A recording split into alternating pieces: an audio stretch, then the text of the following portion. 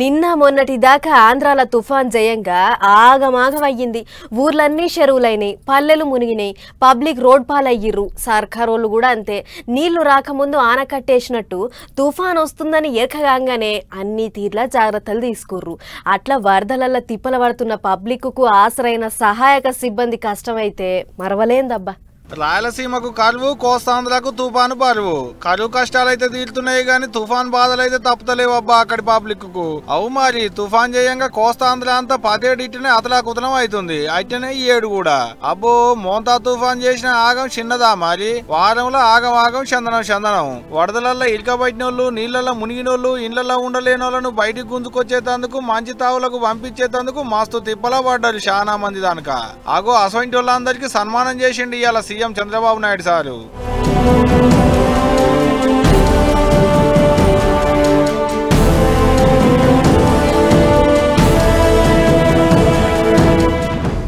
సాఫ్ సఫాయి కార్మికులకేంచి ఐఏఎస్లు, ఐపీఎస్లు, డాక్టర్లు, పోలీసులు, రెస్క్యూ సిబ్బంది ఇట్లా అన్ని డిపార్ట్మెంట్లకేంచి కలిపి 175 మందికి షీల్డ్లు ఇచ్చిండు. అందరేమో కానీ సిఐ సార్లైతే ఈగింత దగ్గరికి తీసుకొని మెచ్చుకుండు కూడా. NDRF, SDRF, fire services extraordinary work చేశారు. పోలీస్, రెవెన్యూ, ఆల్ డిపార్ట్మెంట్స్, ఒక డిపార్ట్మెంట్ కాదు అన్ని డిపార్ట్మెంట్లు చాలా బాగా చేశారు. ఇట్లకి కార్యం ఉడవంగానే సీదా సత్యసాయి జిల్లాలో పెన్షన్లు పంచే కార్యానికి వచ్చిండు సీఎం సారు. ఇట్లా పేదోళ్ళ ఇండ్లకు పోయిండు, పింఛన్లు పంచిండు, వాళ్ళ తిప్పలంతా అరుచుకున్నాడు, అడిగిన వాళ్ళకు వరాలు ఇచ్చిండు. మొంతా తుఫాన్ ఒక్క వరంగల్, హనుమకొండ పబ్లిక్ ను ఆగం చేసేటందుకే ఉన్నట్టున్నది చూస్తుంటే. మరి లేకపోతే ఏంది, ఆంధ్ర కంటే ఎక్కువ ఇక్కడనే ఆగమయ్యింది. ఒకటి కాదు, రెండు కాదు, 100 కుటుంబాలు రోడ్డున పడ్డాయి. ఉందానికి ఇల్లు లేక, తిందానికి తిండి లేక పబ్లిక్ పడ్డ తిప్పలు అంతా ఇంత కాదు. అసొంటి పబ్లిక్ తిప్పలు అరుచుకునేటందుకు కుర్దు సీఎం సరే పోయి వచ్చిండు. జప్పున తేటగా చేయాలని ఆర్డర్లేసిండు కూడా అధికారులకు. ఆయన పనులు ముంగట పడతలేవు మరి.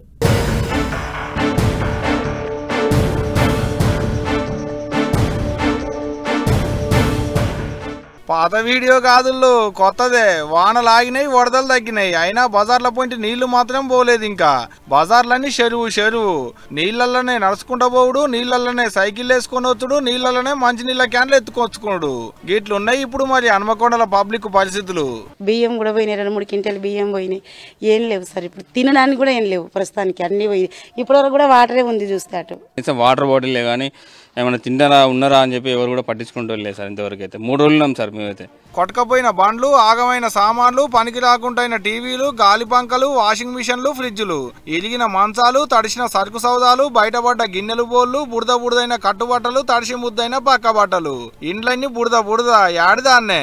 వరదలతోని ఇండ్లు ఇడిచిపెట్టిపోయిన వాళ్ళంతా ఎవరి ఇంట్లో కాళ్ళు వచ్చేటాళ్లకు ఇగో ఇట్లున్నాయి ఇప్పుడు ఇండ్లన్నీ. వాటర్ వచ్చినా ఇంట్లోకి వెళ్ళిపోని పరిస్థితి. ఇంట్లోకి వెళ్ళి బయటికి వెళ్దామన్నా కూడా దర్వాజా లెవెల్ వచ్చినాయి సార్. మొన్న వాషింగ్ మిషన్, ఆటో అన్ని ఖరాబ్ అయిపోయినాయి. తింటానికి కూడా మాకు నీళ్ళు లేకుండా అయిపోయిన పరిస్థితి. ఏం చేస్తారు మరి, అంత ఆగం చేసినాయి వానలు. తేటగా సర్దుకొని మళ్ళీ ఎప్పటి లెక్కనే అయ్యేటాలకు ఓ వారమన్నా పడుతుంది కావచ్చు. మరి ఇంత అవుతుంటే అడిదిక్కు పోయినోళ్ళు లేరు, పబ్లిక్ తిప్పలు అరుచుకున్నోళ్ళు లేరు. కుడుదు సీఎం సారే వచ్చి చెప్పినా అధికారులు ఎవరు అటు దిక్కు కూడా రాలేదు అనేది అక్కడి పబ్లిక్ అంటున్నమాట. పిల్లలకి ఇప్పుడు పెట్టుకుందామన్న బుక్కడు పోలేదు సార్, వేసుకుందామన్న బట్టలు కూడా లేవు సార్. మొత్తం తడిసిపోయి ఉన్నాయి, ఒంటి మీద బట్టలతో ఉన్నారు సార్. మా పిల్లలు మాకేమో చర్య తీసుకుంటలేరు సార్. వాళ్ళదేం పోయింది, తిప్పల పడేది మీరు, తిండి లేక పాస్తులు ఉండేది మీరు. అయింది గాంధీ కొట్టుకొచ్చి ఇంటి ముంగట మోపైతే మురుగుడు వాసన రాకుంటే ఏమొస్తుంది మరి. గాని చూసిలా హన్మకొండల అధికారుల పనితనం ఎట్టుందో. ఒక్కలంటే ఒక్కలు కూడా అటు దిక్కు చూస్తలేదంటే ఏమనాలి చెప్పురి వాళ్ళనిగా. గిట్లా వరదలు తగ్గంగానే ఇండు దేవులు ఆడుకుంటూ వచ్చిన పబ్లిక్ కు గిన్ని తిప్పలు పాపం. మరి చూడాలే ఇప్పటికైనా ఏమన్నా వాళ్ళకు ఆసరైతదో లేదో అనేటిదిగా.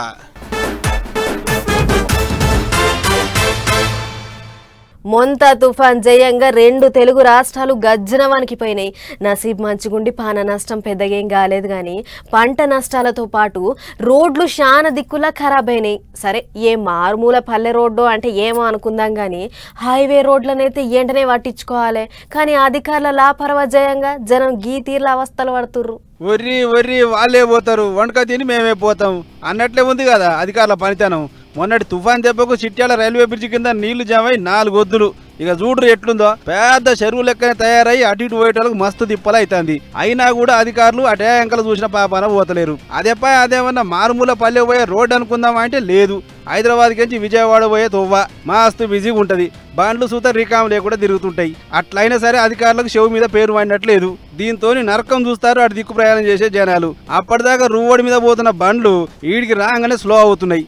ఆయనతో గుడ్డిగా దంచకపోతే బండి ఏడో మునుగుతుందో అని ఆగిపోయేటోళ్ళు కొందరు అయితే ఎందుకు వచ్చిన రిస్క్ అని బండ్లు నూక్కపోతున్న వాళ్ళు కొందరు. అట్లా ఒక్కొక్క బండి ఆగి కదులుతుండేట వరకు కిలోమీటర్ల మందం జామ్ అవుతుంది ట్రాఫిక్. ఇది జాలదన్నట్లు ఫ్లైఓవర్ బ్రిడ్జ్ పనులు ఓదిక్కు. ఇట్లా ట్రాఫిక్ తిప్పల మరింత పెరుగుతుంది. మరి ఈ ట్రాఫిక్ క్లియర్ చేసిన అధికారులు పోయేటోళ్ళు ఎట్లున్నా పోతారు. మనకేం ఖర్చని ఎక్కడన్నా నిమ్మల పడుతుర్రో ఏమో తెలియదు గాని అధికారుల లాపరో చేయంగా ఊర్ల ప్రయాణాలు కట్టినోళ్ళు పనుల మీద పోతోళ్ళు చాలా తిప్పల పడుతుర్రు. మరి ఇప్పటికన్నా నీళ్ళని సాఫ్ చేసే ఉపాయం ఏమైనా చేస్తారో లేదో చూడాలి.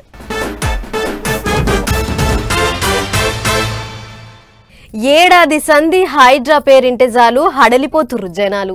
నెరీ చెరువులు చెరవట్టినోళ్లకు, నాలాలు కూడిపేసినోళ్లకు, సర్కార్ భూములు అడ్డీకి పావు షేర్ లెక్కన అమ్ముకున్నోళ్ళకైతే సుక్కలు చూపిస్తుంది హైడ్రా.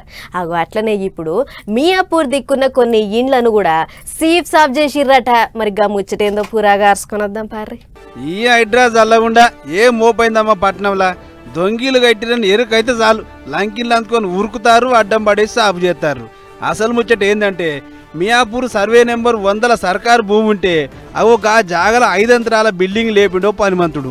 ఉన్న భూమికి ఇంకొంత ఆపరాంచుకొని మొత్తం 800 గజాల జాగలకి ఇల్లు వేసిండు. ఈడికే ఆగలే ఎల్ఆర్ఎస్ ఉన్నట్టు దొంగ కాగితాలు సుధా పుట్టించిండు అట.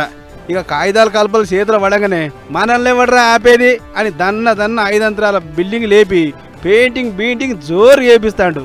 కానీ ఏం ఫాయిదా? ఇంతలా ముచ్చటెరకైన హైడ్రా అధికారులు రావడం ఆల్చమవచ్చేమో గాని కూలగొట్టుడు మాత్రం పక్కా. ఆఫీసర్స్ అటాక్ అని ఆర్డర్ అయ్యంగానే సీదా 3వ అంతరానికి సూచి పెట్టి త్వర పెట్టిర్రు. అటు వెనుక ఒక్కో చెక్క తీసి బిల్డింగ్ మొత్తం కింద పడేసిర్రు. అయితే ఈ బిల్డింగ్ కట్టిన ప్రైవేట్ ఓనరోళ్ళు ఆడ హెచ్ఎండి అని బోర్డు పెట్టినా చూత ఆ బోర్డు వీకేసి ఇల్లు వేసిరట. ఇదిట్లుంటే అటు అమీన్పూర్ దిక్కున్న సర్వే నెంబర్ 307, 308 చూత దొంగిల్లు కడుతురట. సర్కారు జాగమిటి ఓ ప్లాట్ కొని పక్కమిటి దాన్ని బై డి బై సి అని దొంగ కాయిదాలు పుట్టించి ఆడ చూతే ఇదే దందా చేస్తురట. అందుకే ముచ్చటెరకైన హైడ్రా అధికారులు కోట్లు విలువైన భూములను మీరు చాక్లెట్ల తీరులా కొట్టుకుపోతుంటే చూసుకుంటే ఊకుంటాం ఆనా అని ఈ పని చేసిర్రు. బందోబస్తు సెక్యూరిటీ పెట్టి బర్బాద్ చేసిర్రు. మరిగా చూసిరు కదా పబ్లిక్, సూపర్ డూపర్ ఇల్లు అగ్వా సగ్వా పోతే దొరకదని ఇసోటోళ్ళు మస్తు మత్పరిస్తారు. కాబట్టి ఇల్లు కొనే ముందు 1-10 సార్లు చూసుకోరి, లేకుంటే ఆగమవుతారు. ఏం చెప్తున్నాం?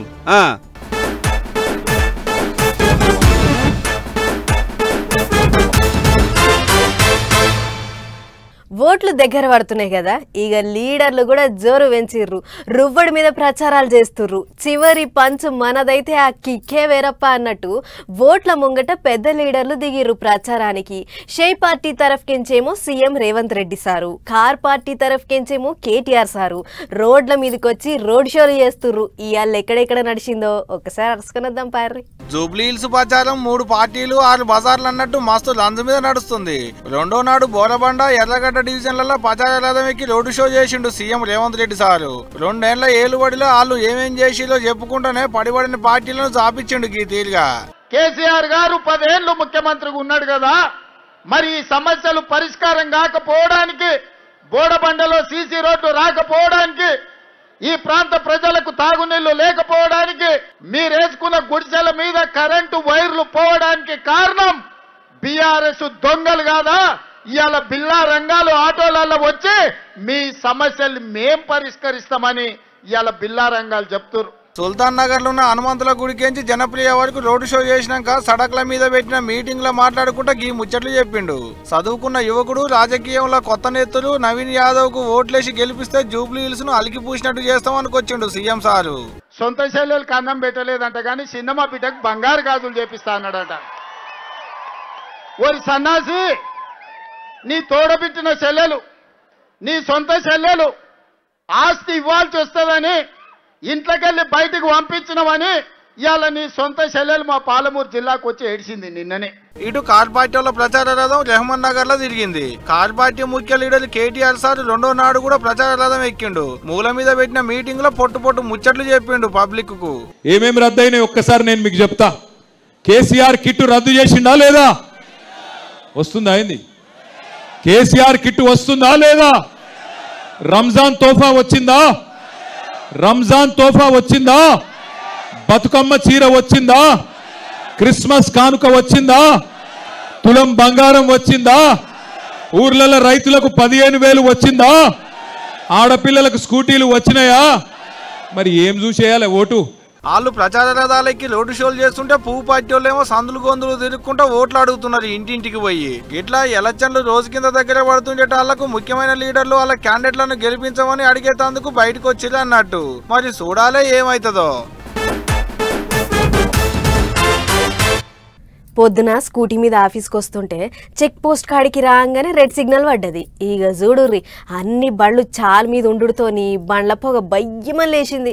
సిగ్నల్ పడ్డది 2 నిమిషాలే కానీ ఊపిరి తీసుకుంటానికి మస్తు కష్టమయ్యింది. మరి మన తాన్నే గిట్లు ఉన్నదంటే ఢిల్లీ పట్నంలో ఈగింత ఆగమున్నది. అందుకే ఈ ఉపాయం చేస్తుందట అక్కడి సర్కారు.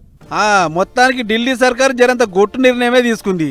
ఢిల్లీలో రిజిస్ట్రేషన్ కాకుండా ఏ బండ్లు అయితే బయట అయినాయో గా పాత డొక్కు లారీలు, గూడ్స్ బండ్లు, ఇంకా జనం రవాణా చేసే బండ్లు పట్నంలో అడుగు పెట్టదని గట్టి రూలే తెచ్చింది. అయితే పట్నంలో పీల్చుకునే గాలి తమాం ఖరాబ్ అయిపోతుంది. పాత డొక్కు బండ్లకించి అడ్డమైన పొగ చేయంగా ముక్కులు పనిచేస్తలేవు. పీల్చి పీల్చి పెయ్యంతా సుస్థి చేస్తున్న ఈ నిర్ణయం తీసుకుందట అక్కడి సర్కారు. అందుకే BS4 కంటే తక్కువ ఉన్న బండ్లను సిటీ అవతలనే తిప్పాలే, కాదని లోపలికి వస్తే సీజ్ చేస్తాం, అవసరమైతే కేసులు గిన రాస్తామని చెప్పుకొస్తారు. అంతేకాదు లారీలు, గూడ్స్ బండ్లు కొత్తగా BS6 రిజిస్ట్రేషన్ ఉంటేనే పట్టణంలోకి రావాలని ఆర్డర్ వేసింది. మరిగా ఏండ్ల కమాలను నడుపుతున్న పాత బండ్లకేంచి మస్తు పొగొస్తుంటది. అసొంటి బండ్లు వేలలో తిరిగితే గాలి ఖరాబ్ కాదా? అందుకే ఈ ఉపాయం అన్నట్టు కొత్తగా తీసుకొచ్చిన ఈ కమర్షియల్ బండ్ల రూలు ఈ నవంబర్ 1 అమలు చేస్తారు. మొత్తానికి గాలి మళ్ళా మామూలు అయ్యేంత వరకు ఈ రూల్ నడుస్తుంది. అటెనక ఏమన్నా మార్చేదుంటే తర్వాత చూస్తాం గానీ ఇప్పటికైతే ఆర్డర్ వేసిన ఈ రూల్ పాటించాల్సిందే, లేకుంటే కేసుల పాలవుతారని హెచ్చరిక చేస్తున్నారు. మరి బండ్ల మీద గింత గొట్టు రూల్ తెచ్చారు మంచిగానే ఉంది కానీ కంపెనీలకి చూస్తే బొచ్చడు పోగొస్తే సారు మరి వాటి సంగతి ఏంది అని అడుగుతారు ఇంకొందరు. ఏదేమైనా బువ్వ నీళ్ళు లేకుండా సూత ఒక రోజున ఉంటాం గానీ గాలి లేకుంటే నిమిషం సూత ఉండలేము. అందుకే ఈ ఆరాటం అన్నట్టు అప్పటి నుండి చెప్దాం అనుకుంటూనే ఉన్నా మర్చిపోయినా. ఇగో ఇప్పుడే యాదకొచ్చింది గీ వార్త చూడుర్రి. పాట్నా రామంతపూర్లో ఉన్న ఒక బళ్ళే చదువుకునేటి షిట్టి పిల్లలు ఎంత మంచి వంటలు చేసిర్రో చూస్తే మీకు కూడా నోరు ఊరుతుంది. మళ్ళా రవ్వ లడ్డూలు, బూందీ లడ్డూలు, పులిహోర, గర్జలు, సమోసాలు, సేమియా, చపాతీ, పెరుగన్నం, గారెలు, బూరెలు, బోండాలు, వడాలు, జిలేబీలు, చకోడీలు, ఓ ఒకటా రెండా తీరు వంటలు చేసేది. ఇంతకుగా వంటలు చేసింది ఎవరో ఎరికేనా? ఇగో గిడ నెత్తులకు తెల్ల టోపీలు పెట్టుకున్నోళ్ళే. ఇగోకి తమ్ముడు వెజ్ మంచూరియా తెస్తే గీ సారు మేడం కొనుక్కొని తిన్నారు కూడా. సరే తమ్ముడు చేసిన వంటల రుచెట్టుందో అడ్డంకి అడుగుదాం గాని ముందుగా ఎంత గిట్టుబాటు అయిందో అడుగుదాం పట్టుర్రి. ఏం తమ్మి ఎంత పెట్టుబడి పెట్టి ఎంత గిట్టుబాటు అయింది? అగనాట 90 రూపాయల లాభం వచ్చిందట బుడ్డోనికి. హైదరాబాద్ రామంతపూర్లో ఉన్న సెయింట్ జాన్స్ హై స్కూల్లో చదివేటి పిల్లగాళ్లతో సెయింట్ జాన్స్ తోటలో తినుబండారాల వేట అని పేరు పెట్టి వంటల కార్యం పెట్టిస్తే ఇగో గిట్ల వంటకాలు చేసుకొని వచ్చింది అన్నట్టుగా పల్లె చదువుకునేటి పిల్లలంతా. బడి పెద్ద సారు రిబ్బెన్ కత్తిరించి కార్యాన్ని సాల్వ్ చేస్తే వండుకొచ్చిన వంటలు అమ్ముకున్నారు, సొమ్ము చేసుకున్నారు. చదువుతోని పాటుగా బిజినెస్ ముచ్చట్లు కూడా పొలగాళ్లకు చిన్నప్పటి సందే ఎలక చెప్పేందుకు ఈ కార్యం పెట్టిరు అన్నట్టు. గొప్ప ముచ్చటే గాని ఏ మాట కా మాట నిజమైన చెఫ్లు కూడా గింత మంచిగా తయారై రారేమో పోండ్రి.